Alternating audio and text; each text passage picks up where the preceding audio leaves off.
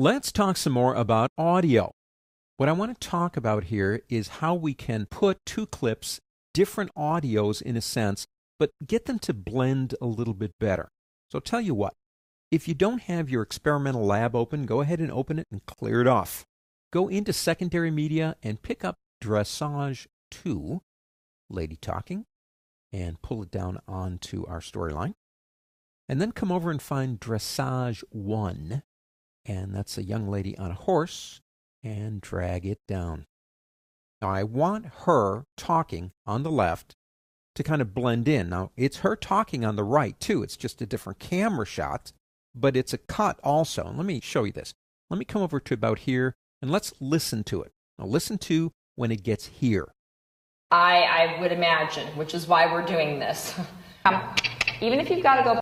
Doesn't quite work, does it? Let's listen to that one more time real quick. I would imagine, which is why we're doing this.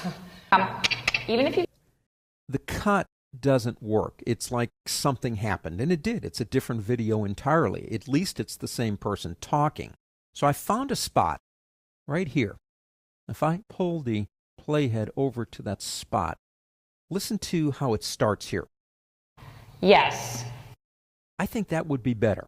She ends up here and then goes into yes. So I could trim the clip to there, but I don't want to lose this part. What I need to do is slide this part of the audio underneath this one. Now we're going to do that first by separating the audio from the video. It's actually pretty easy. If we select both and press the Control key, and don't forget Macs do have a Control key, C-O-N-T-R-O-L, and press the letter S, Control S, there you go. That's one way. Another way is to go up to the word clip and go down to expand audio video, or go back up again and say collapse. Another way, might as well show you all three, is to get in here and double click on the audio. Whichever way you do it, separate them. Now they're still synced. In other words, the audio and video are still synced together, but watch what I can do now. What I want to do is pick up right here, and when I click and drag, watch what happens. I can change where the audio starts, but still leave the video alone. Now what I want her to do is go away about here and slide this underneath there. But to do that, I have to get rid of some of her video. So I'm going to get right about here.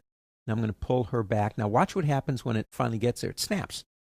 I have slid this part of the audio underneath this one right here. So we lose her, but she's still talking, and then it goes into this one right here. Let's see what it sounds like.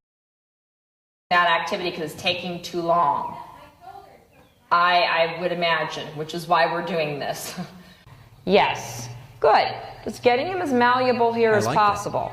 Now that is called an L edit, because if you look, it kind of looks like an L coming down this way. If we slid her audio underneath this one, that would be called a J edit, because a J kind of hooks off this way.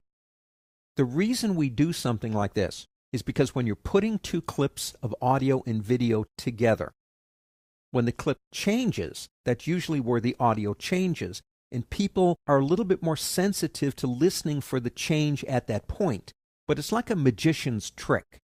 We put it in a place where people don't think about listening to where the change is going to be, and it sounds better. Don't forget J and L edits. Now, if we like what we see, we can come back over here again, select everything, go up to the word clip, and go down to collapse. And you can see the part right here where it's going underneath in the L edit. And one more time, let's listen to that. Activity because it's taking too long. I would imagine, which is why we're doing this. Yes. Good. Using J and L edits change where clips kind of come together. Where they merge is an excellent way to blend two clips together.